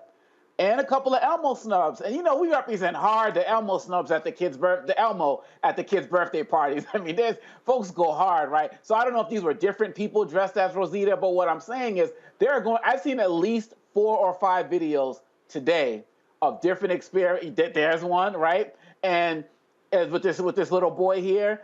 And at the end of the day, Sesame, you got a problem when you see this with this particular individual or whoever these individuals are. When we go to these places, again, these guys are not trying. There you go. Look at that. You know, they're not trying to see me. And these snubs hurt, man. And we're seeing these kids get snubbed in all areas of society. And Sesame is supposed to be the one place where we're supposed to go and be able to let it all out and have fun and do that for the kids. And so, yes, I definitely agree that Sesame Place and Sesame Street is all about inclusivity, but they definitely have some work to do as it relates to this, and that's why they reached out to the family to bring them back. But look, they got more video around Sesame Street and Sesame Place than like the FBI got in D.C. They can scroll through the videos and see if there are patterns with their performers and get rid of folks who don't represent what they say they want to represent. And that's really what it comes down to at the end of the day. They can do these little meetings here and there, but who knows? Well, I think they kind of know they have a problem. Because 7 minutes ago, this was posted. Go to my iPad, please. This was posted literally, y'all, 7 minutes ago on Instagram. We sincerely apologize to the family for their experience in our park on Saturday. We know that it's not okay. We are taking actions to do better. We are committed to making this right. We will conduct training for our employees so they better understand, recognize, and deliver an inclusive, equitable, and entertaining experience to our guests. For over 40 years, Sesame Place has worked to uphold the values of respect, inclusion, and belonging. We're committed to doing a better job making children and families feel special, seen, and included when they come to our parks. I think that's sort of an admission, Jeff, that first apology didn't do a damn thing. Oh, yeah. Wow. In Sesame Street lore, we could say one of these things is not like the others. One of these things just doesn't belong. And when we talk about what these things are, it's discrimination on one level. It's not paying attention on to the other. It makes immediately what comes on in my mind is the brother who plays Elmo, who, when he is completely confused, says, "I don't understand, Chloe. I don't understand." You don't understand because it doesn't make sense. This performer, this actor, this employee, whether he's working a gig, whether he's a professional, he violated the cardinal rule of not only African American history, but in general civilization. Never leave a brother or a sister hanging. He left these two babies hanging, man. When I showed the video to my wife was watching. She was like, "What is this? What is this?" And I said, "Nothing, just watch," because I wanted an objective opinion from a mom. She said, "Oh, it's a parade. Oh, yeah. Ooh." That's exactly what she said. I want to give us some context historically. Several years ago, I produced a play called Before the People Came, and it went about 50, 60,000 kids have seen it across the country. It played at the Smithsonian. African folktale, fully costumed, puppets, interactive puppets, giant mask that you can't see through. For those who are uninitiated in the theater, when you see this character walking down the street, when you notice where the eyes on the costume are, those are not the eyes. You are looking through the mouth and through panels that are cut so that you can specifically see people. And when you're doing children's characters, those spaces are placed so that you can see people directly below you. Anything that you do that you interact with children, I instructed my actors in the production. I don't care if there were 500 people standing in the line. You do two things. Number one, you're going to greet every child that comes to see you because they have been affected by this magic that you created for them in their field of dreams. Secondly, if you see a child that is small, you kneel down on one knee and say hello. I understand the need to have proximity, but when Dr. Omekongo, he actually alluded to this. If you walk in, you have children who have experienced trauma. They have seen accidents with their parents. They have seen parents get shot or harmed. There are children who are afraid of clowns simply because this 7-foot beast came around a corner at a birthday party and scared them lifeless. The trauma, although we look at it from a societal space and say, well, one is more valuable than the other. No, neurologically, it registers as the same with the child. So these children were absolutely traumatized by being overlooked. And if you look at a parade route, you notice that other children are getting noticed. You notice that other children are given high fives. You notice that a baby in a stroller is nodded to. And your heart is there waiting in anticipation just to be seen. But we have an Ellisonian moment where we have these children experiencing what it feels to be invisible simply because people will not see me. There is no room, there is no space for this kind of behavior with people who are going to be working with children. So to Sesame Street's credit, they have realized that they stepped in something that was a little bit bigger than they thought. But this performer, this actor, this gig person, I don't care who he or she may be under that mask, they're going to learn a lesson, and Sesame Street is going to learn a lesson too, because this is one of the things that just doesn't belong. Showed you the first half of the Sesame Street statement. There actually was a second part that we should have showed you. This is what it said. The performer portraying the Rosita character has confirmed that the no hand gestures seen several times in the video was not directed to any specific person. Rather, it was a response to multiple requests from someone in the crowd who asked Rosita to hold their child for a photo, which is not permitted. The Rosita performer did not intentionally ignore the girls and is devastated about the misunderstanding. We spoke to the family and extended our apologies and invited them back for a special meet and greet opportunity with our characters. We apologize to these guests for not delivering the experience that they expected, and we commit to do our best to earn their and all guests' visit and support. Now, again, that statement was released 23 hours ago. I read for you the statement that was released 7 minutes ago because that first statement on their Instagram page alone got 33,000 comments from people like singer Kelly Rowland, Ben Crump. I mean, I'm talking about the number of people who were commenting on that.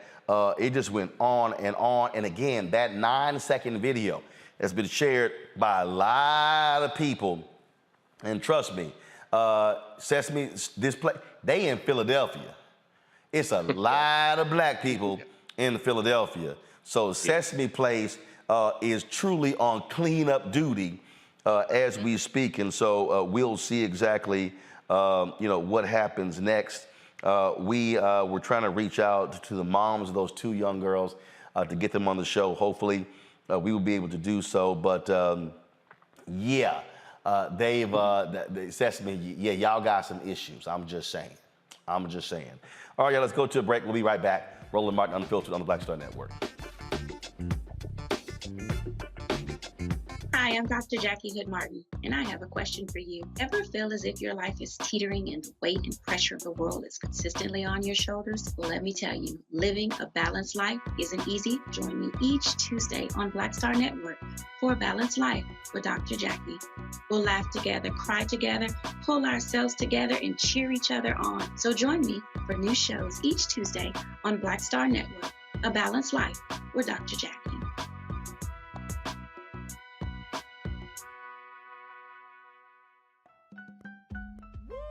We're all impacted by the culture, whether we know it or not. From politics to music and entertainment, it's a huge part of our lives, and we're going to talk about it every day right here on The Culture with me, Faraji Muhammad, only on the Black Star Network. Hi, I'm Kim Burrell. Hi, I'm Carl Payne. Hey everybody, this is Sherry Shepherd. You're watching Roland Martin Unfiltered.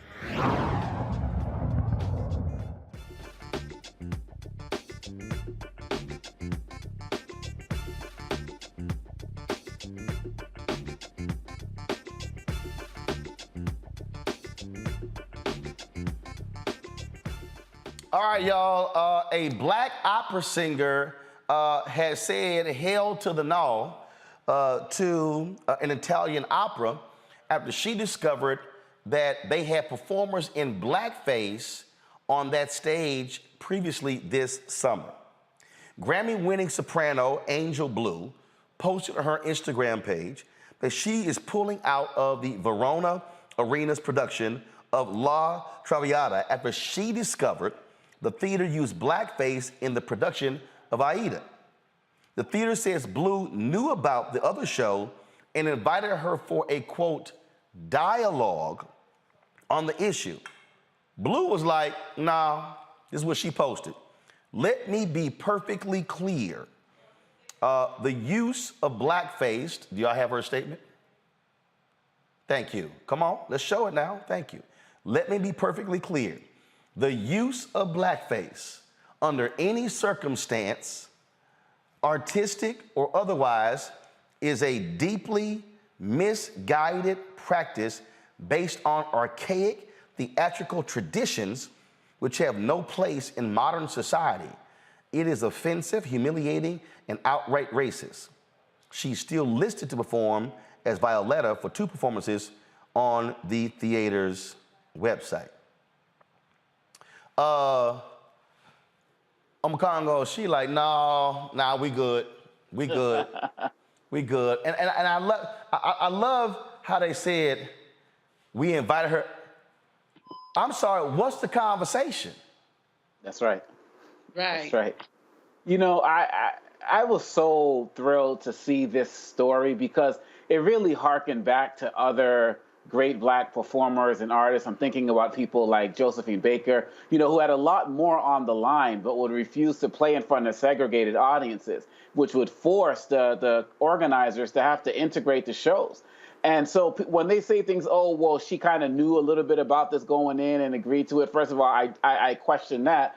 But second of all, when you actually see something like that in real life, it shocks you and it jars you. And it has been great for me to see, because I want to see more of it, right? To see more athletes, more musicians, more artists, people who are using their public spaces to take a stand. Because for too long, I feel like many of our artists today have done some strange things for change and are just kind of looking to get that buck to take them to the next level of stardom and the like. And we need these artists to have strong principled stances to let people know this is not right. And let's also be mindful of the fact that this is important for the international audiences who do not understand or respect our history in the United States. And again, going back to the Josephine Baker model, right? So if you want to take us and have us be performing in these different spaces and places, do the work that's needed to understand our culture, and don't just look at us as people who are going to get up there and chuck and jive, because it might get thrown back in your face. And so she's also providing an international education for people who don't know or respect our culture. And for that, I also applaud her.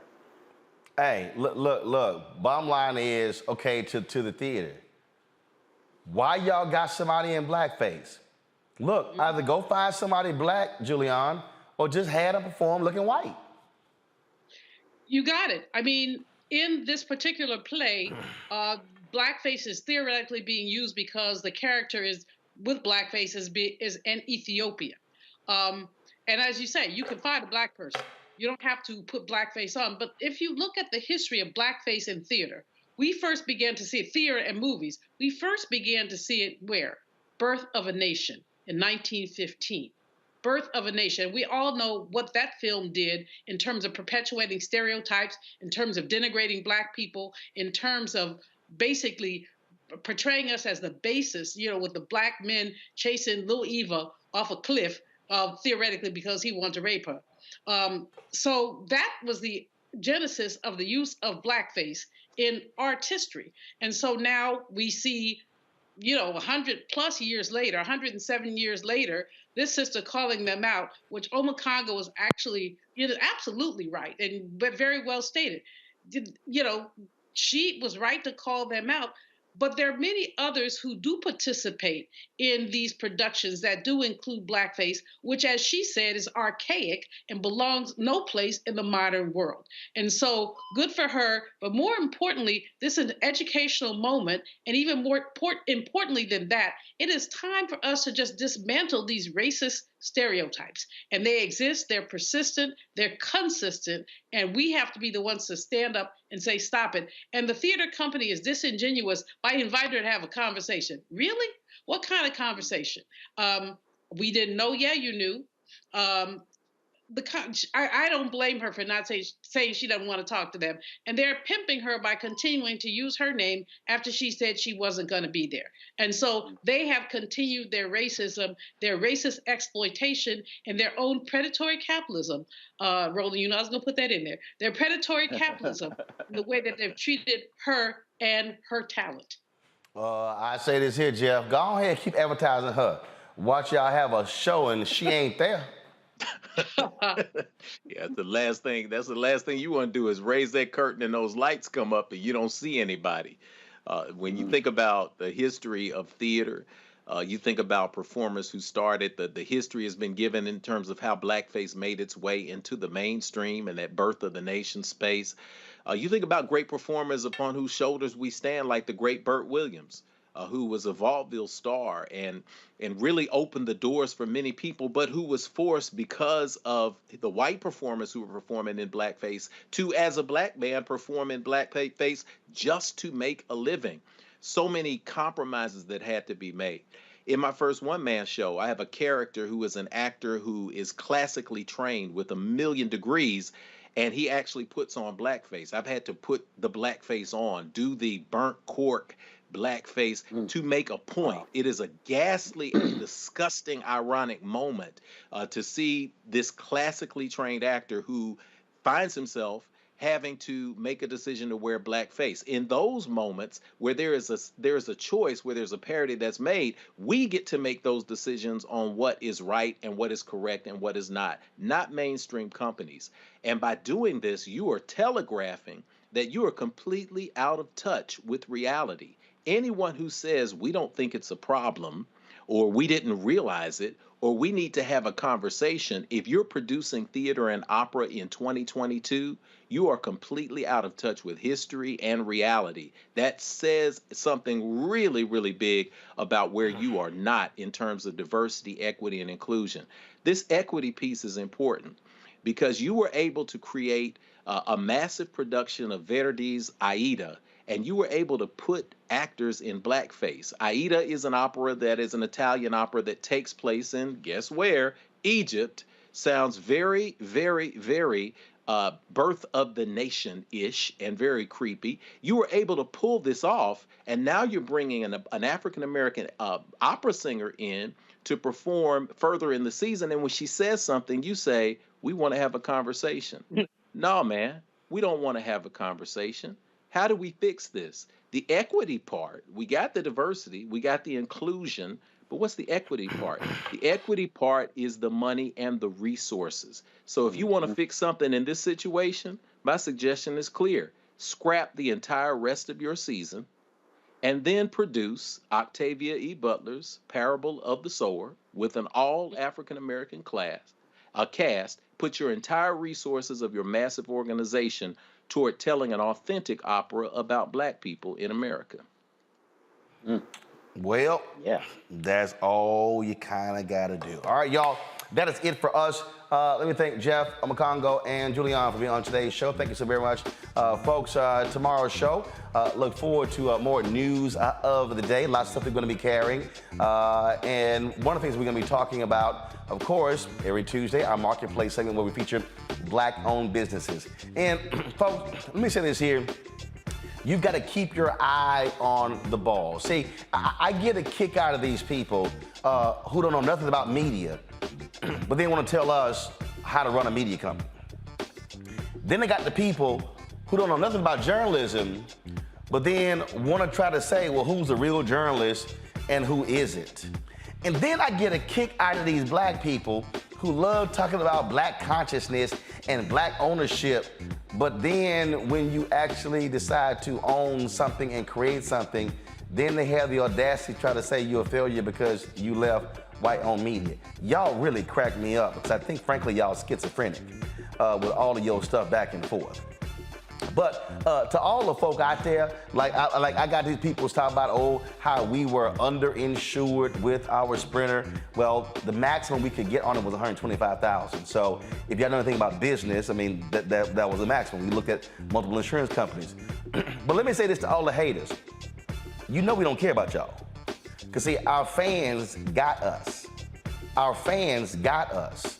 And it hasn't even been 3 weeks since we had the accident. And in fact, Deshaun, our driver, is driving right now down to Birmingham because we're going to be in Birmingham for the SWAC Media Day. In the last 3 weeks, our fan base has come through to the tune of $40,000 to cover the additional cost for the upgrades for our new Sprinter. Oh yeah, and see, for all you Simple Simons out there, when you saw me say that the insurance is going to cover $125,000, we will need another $100,000 because we also are adding other safety features to it. Okay, but again, that's what happens when you don't know what you're talking about. And so here's the deal: I don't worry about y'all stuff. I'm not in your business. In fact, you don't even have a business. So I'm not in your business, and you don't have a business. So you might want to go get you some business. Because I'm letting y'all know right now what's happening. Because see, September 4th, we celebrate 4 years of Roland Martin Unfiltered. Y'all fools said we were not going to succeed. We year 4. We launched the Black Star Network on September 4, 2021. It'll be 1 year. Guess what? We've launched 6 shows since we launched. 6. 4 in February. Rolling with Roland as well. Then we launched The Pivot with Stephanie Humphrey just this month. So please, when y'all run your mouths talking about, how we failing and all this sort of stuff, please, by all means. Matter of fact, Anthony, why don't you go ahead and just for all y'all, I guess this is failure. I guess this is failure.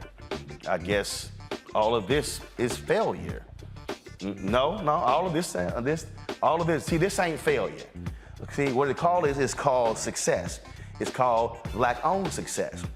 And again, if y'all like to run y'all mouths about what we're doing, guess what? We fully transparent. Now see, we gonna keep doing what we're doing. Cause see, I just wanna go ahead and say right now, again, to all of our haters, guess what? We got 2 shows in development right now. Another daily show and another weekly show.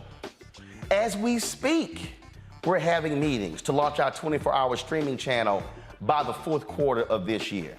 See, this is what happens when you are not worried about what other people are doing and you are minding your business, which means building your business.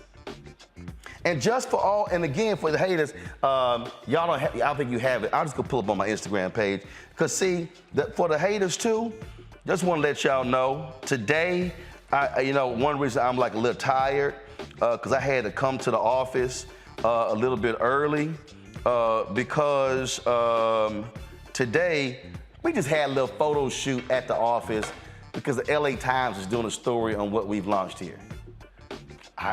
Damn, that failure looked really bad, don't it? And so, what is the lesson to everybody who's watching? The lesson is this: you cannot waste your time on people chirping on the sidelines. Pull the music down. You cannot waste your time with people chirping on the sidelines. Pull the music down. And so, because see, some of y'all are not living your dreams because you're listening to naysayers. Some of you are listening to people who have told you you can't do it.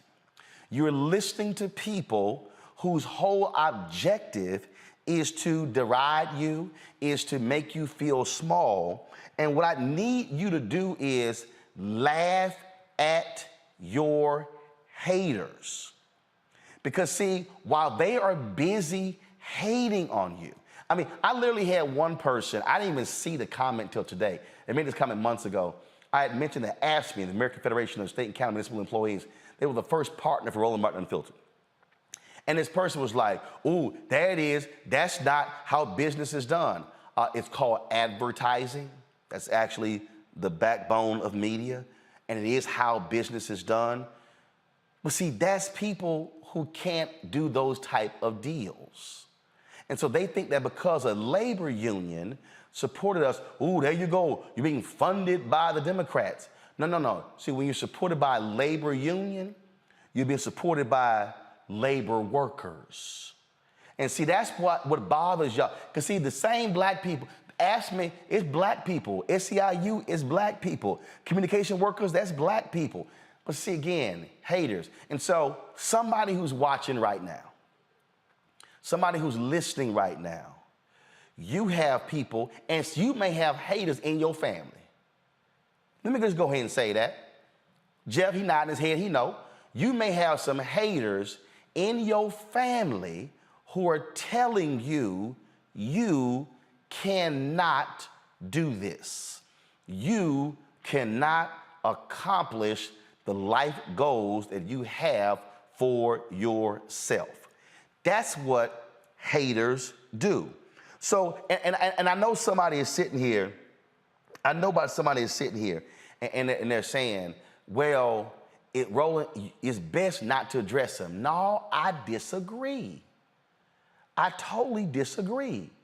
Because see, biblically, they addressed haters. Go read Nehemiah. They kept building. Now, I done told y'all this whole thing before.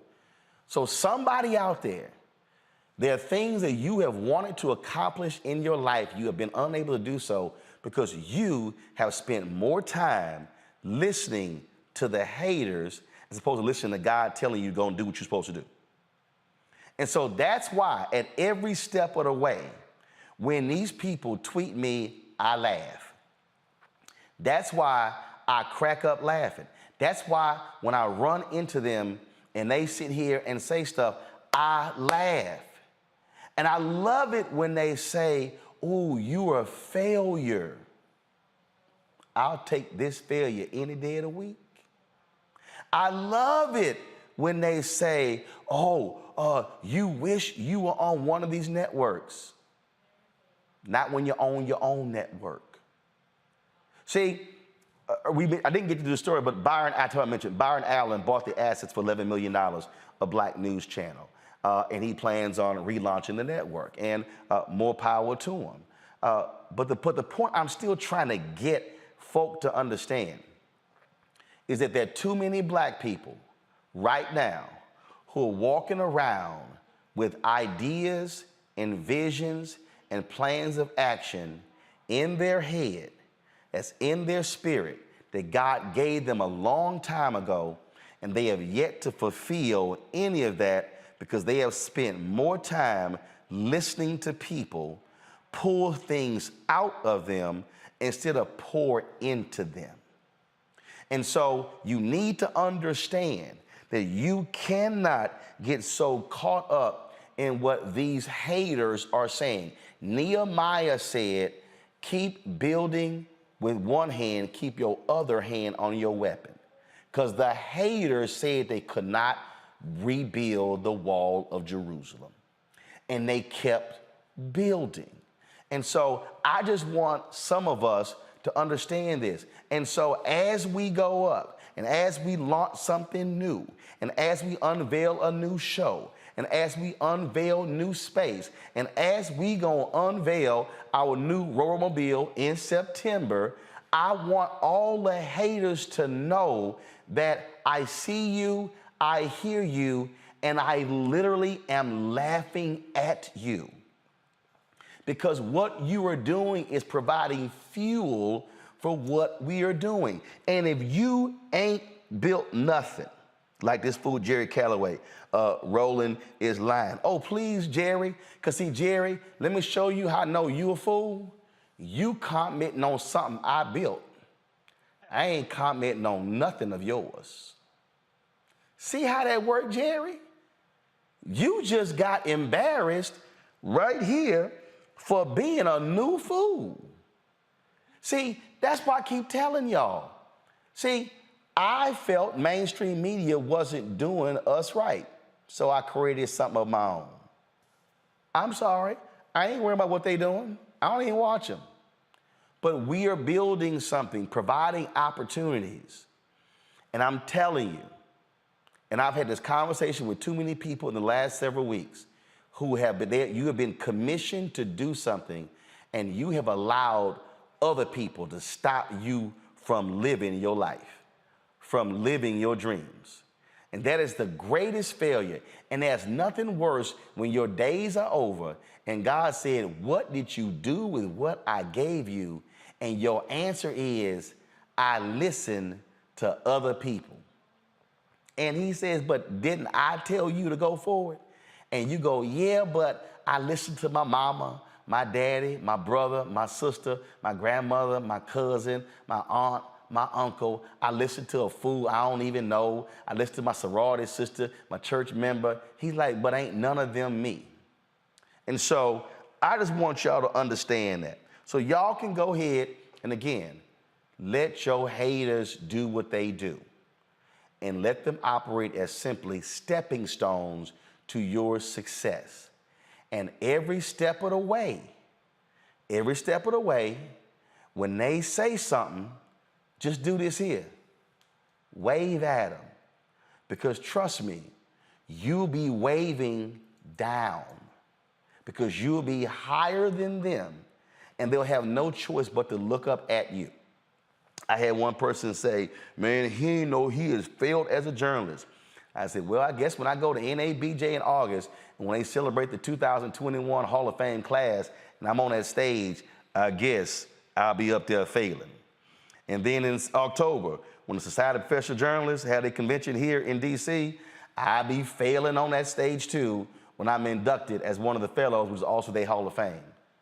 That's when you don't worry about your haters, because trust me, they can't even rewrite your resume, much less carry it.